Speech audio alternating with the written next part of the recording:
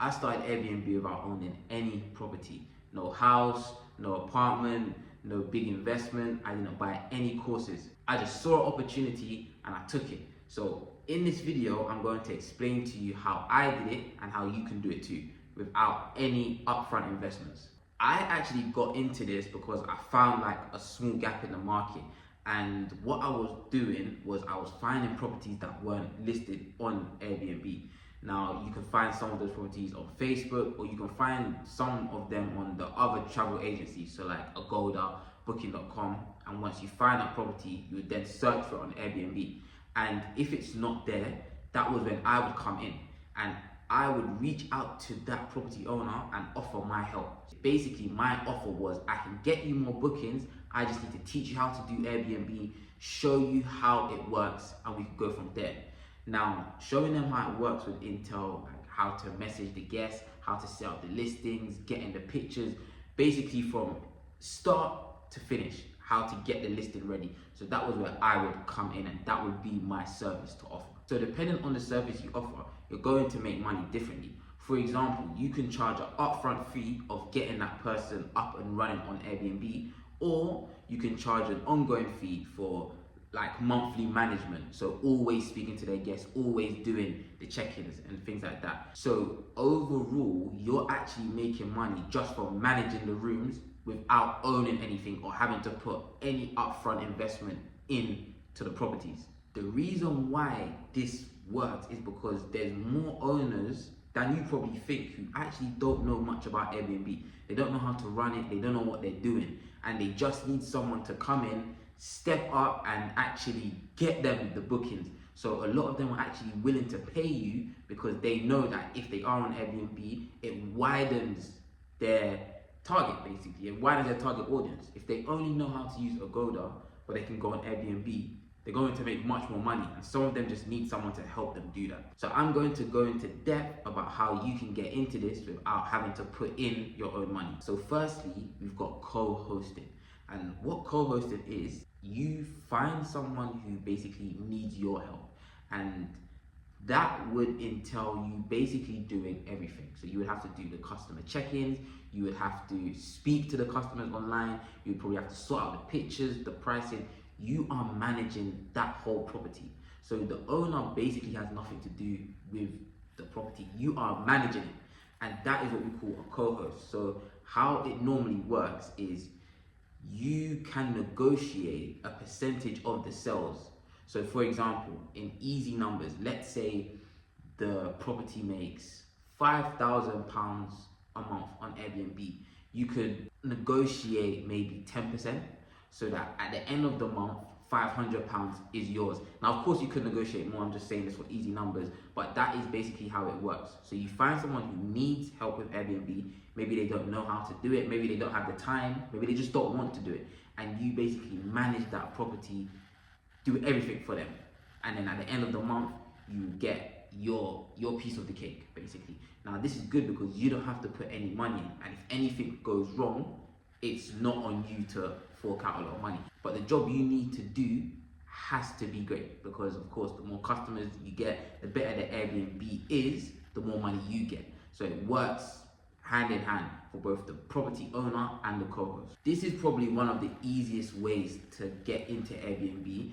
Now, at the same time, if you are a co-host, that listing is not going to be on your account. It's going to be on the property owner's account. So any reviews that they get doesn't directly go to your account. So if you did want to build up your own profile, being a co-host isn't the best way, but it's a good way to get in the door, get started, and get some experience. Second method you can do is rent to rent.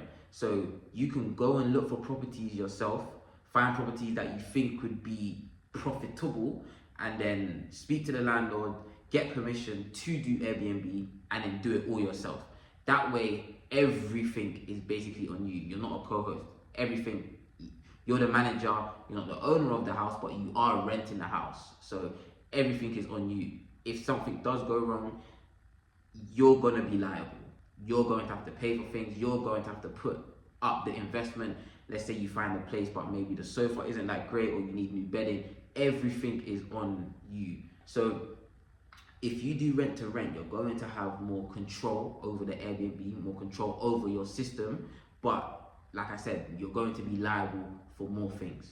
With rent to rent, you need to make sure that you can cover the rent, because remember, you are renting the property from someone else.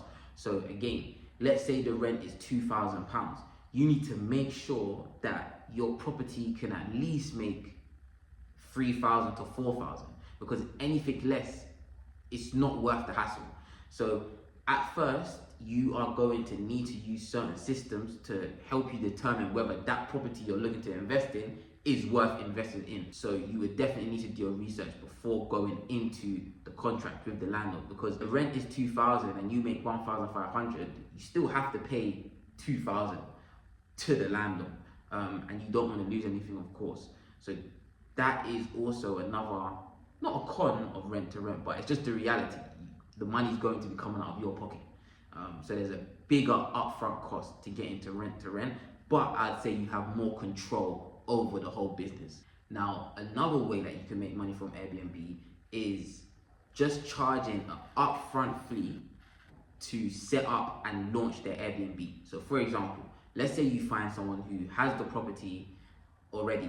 They might not always want you to be a co-host. They might not want to be in business with you long term. They might just want you to help set them up, show them how it works, show them the system, and move on. And that's a good way, again, to make money. If you can find a customer, maybe charge them 1,000, charge them that fee upfront one time, teach them how to do it, show them the system, and then move on. That's also another way that you can make money from Airbnb as well. The only thing is, you would need to do a little bit of research or have a small amount of experience so that you can teach them the best ways, teach them exactly what they need to do. A service like this would entail you maybe taking the pictures for them, doing the description, doing the pricing, or showing them how to change their prices depending on the season or the time of year that they're in. You would pretty much have to teach them kind of everything. Maybe show them how to speak to the customers. Now, I don't just mean messaging, but the best ways to speak to the customers, setting up automated messages,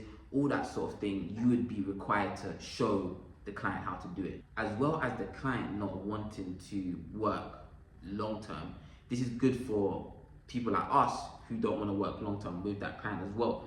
You might find an opportunity with someone who is in a completely different city to you, so you don't have the facilities to be a co-host for them, but you still do have the facilities to teach them. And that is why this way will work well for clients who aren't in your city, or maybe not even in your country. So if I had to start again, I'd pretty much do the same thing that I did. I would go on all of the websites, Facebook Marketplace, like I said, and the other travel agencies, look for properties that aren't on Airbnb, reach out to them and offer a service. So what I would do at first is I'd offer services on launching and setting up their Airbnb, and I'd also offer services on co-hosting. That would get me through the door, and then the next stage I would then go into is rent to rent, so that I've got more control over the system or the business. So yeah, this video is just to show you that you actually don't need a property to start Airbnb. Airbnb is something you can definitely make income from. And remember, depending on your setup, depending on what type of co-host you are, this might be able to be a full online role. If Airbnb is something you do want to go into, I've got a one-to-one call that we can have, and we can set out a plan of exactly what's best for you and what you need to do. That way, I'm 100% sure you'll be able to make money from Airbnb. So I'll put the link in the comment section below, and you can book a one-to-one call with me. And I will be making more videos about how to make money without a regular 9 to 5. So please subscribe. It really helps and it's free. And I'll see you guys soon. Take care.